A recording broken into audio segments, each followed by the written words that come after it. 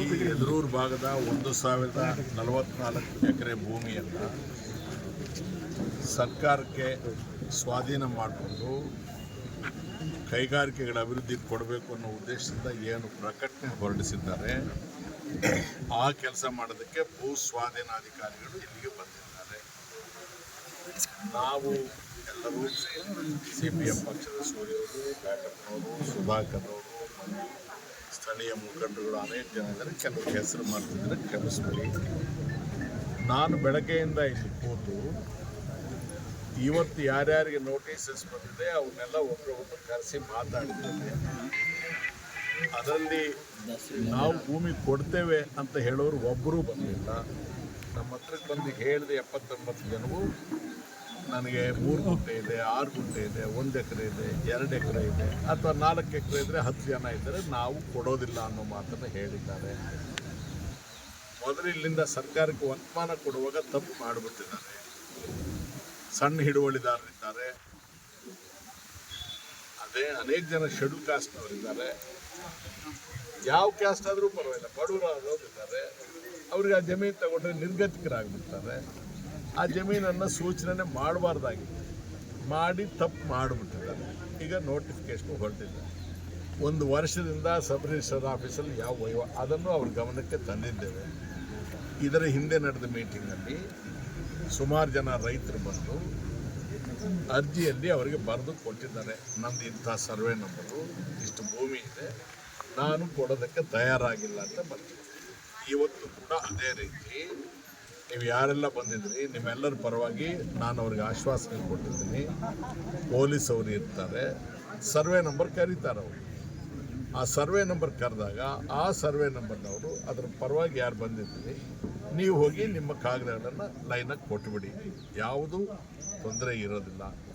ಸೂರ್ಯವರು, ನಾನು, ಬ್ಯಾಟಪ್ಪನವರು, ಸುಧಾಕರ್ ನಾವೆಲ್ಲರೂ ಒಂದು ವಿಚಾರವನ್ನು ಸ್ಪಷ್ಟವಾಗಿ ಹೇಳಿದ್ದೀವಿ. ನಾವು ಯಾರೂ ಬ್ರೋಕರ್ಸ್ ಅಲ್ಲ, ರಾಜಕಾರಣ ಮಾಡೋದಕ್ಕೆ ಬಂದಿಲ್ಲ. 2 ವರ್ಷ 3 ತಿಂಗಳಾಗಿದೆ ನನ್ನ ಮುಖಾನೇ ಹೊರಗೆ ಹಾಕಿಲ್ಲ.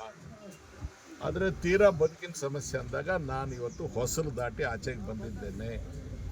ನಾವೆಲ್ಲರೂ ಇಷ್ಟೇ ಹೇಳಿದ್ದೀವಿ ಅಧಿಕಾರಿಗಳಿಗೆ, ಸ್ವಇಚ್ಛೆಯಿಂದ ಯಾರಾದರೂ ರೈತರು ಕೊಡೋರಿದ್ರೆ ಧಾರಾಳವಾಗಿ ತಗೊಳ್ಳಿ, ನಮ್ದೇನು ಆಕ್ಷೇಪಣೆ ಇಲ್ಲ. ರೈತರು ಯಾರಾದರೂ ಕೊಡೋದಿಲ್ಲ ಅಂದರೆ, ನಮಗೆ ಕೊಡೋಕ್ಕೆ ಇಷ್ಟ ಇಲ್ಲ ಅಂದರೆ ಆ ಜಮೀನು ನೀವು ಮುಟ್ಟೋ ಹಾಗಿಲ್ಲ. ಅವರ ರಕ್ಷಣೆಗೆ ನಾವಿದ್ದೇವೆ, ಧೈರ್ಯವಾಗಿರಿ. ಯಾರಿಗೂ ಪೊಲೀಸವ್ರ ಜೊತೆಗೆ ಸಹಕರಿಸಬೇಕು, ಅಧಿಕಾರಿಗಳ ಜೊತೆ ಸಹಕರಿಸಬೇಕು. ಅನುಚಿತವಾಗಿ ಯಾರೂ ವರ್ತಿಸಬಾರ್ದು, ಗೌರವವಾಗಿ ನಡ್ಕೊಳ್ಬೇಕು. ಈಗ ನೋಡಿ ಮುನಿಯಪ್ಪ ಅಂತ ಕರೆದವರು ಲೈನಲ್ಲಿ ನಿಂತ್ಕೊಂಡು ದಯಮಾಡಿಕೊಡಿ, ಎಲ್ಲರಿಗೂ ಒಳ್ಳೇದಾಗುತ್ತೆ. ಉಳಿದು ಏನಾದರೂ ಕಷ್ಟ ಇದ್ದರೆ ನಾವೆಲ್ಲರೂ ಯಾವ ಕ್ಷಣದಲ್ಲಾದರೂ ನಿಮ್ಮ ಒಟ್ಟಿಗೆ ನಾವಿದ್ದೇವೆ. ನೀವು ಮಾತಾಡಿ ಒಂದು ಕೂತ್ಕೊಳ್ಳಿ.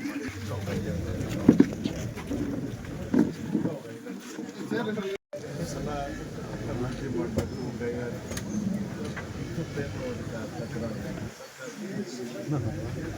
ಅಂದರೆ ಭೂಮಿಗಳನ್ನು ಯಾವ ಭೂಮಿ ಸ್ವಾಧೀನಪಡಿಸ್ಕೊಳ್ಬೇಕು. 500 ఎకరా ఉంది. దాంట్లో ఇప్పుడు FU ఆఫీస్ స్టేషన్ 1000 జనం రైతులు ఉపయోగించుకుంటున్నారు. ముందు అన్నీ ఉన్నాయి ఆ సర్వే నెంబర్లో. ఒక వే బ్రిడ్జ్ చేసినాము, చుట్టుముట్లు 300 జనము కూలీ లేబర్స్ అందరూ దాన్ని ఇంకా జీవనం చేస్తూ ఉన్నారు. అట్లా దాన్ని కూడా ఇటు సైడ్లో కవర్ చేస్తున్నారు. దీన్ని పాలి యూస్ చేస్తాం నర్సరీ కోసం రైతులకి. ಯಾವುದೇ ಇಳಿಸ್ತಾ ಉಂಟು 500 ಎಕರೆ ఉండేది. నలుగురు మేము అందము దానికి కూడా ఉద్యోగం చేస్తాము, ఉపయోగించుకోవాలి. జనాలు లేదు నలుగురు సొమ్మె, ఒక ఆడబిడ్డ, 3 భాగాలు. 4 భాగాలు. 500 ఎకరాలు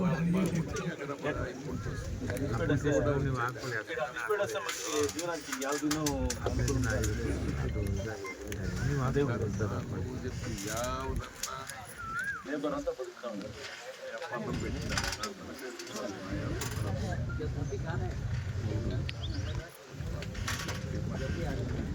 ಎಲೆಕ್ಷನ್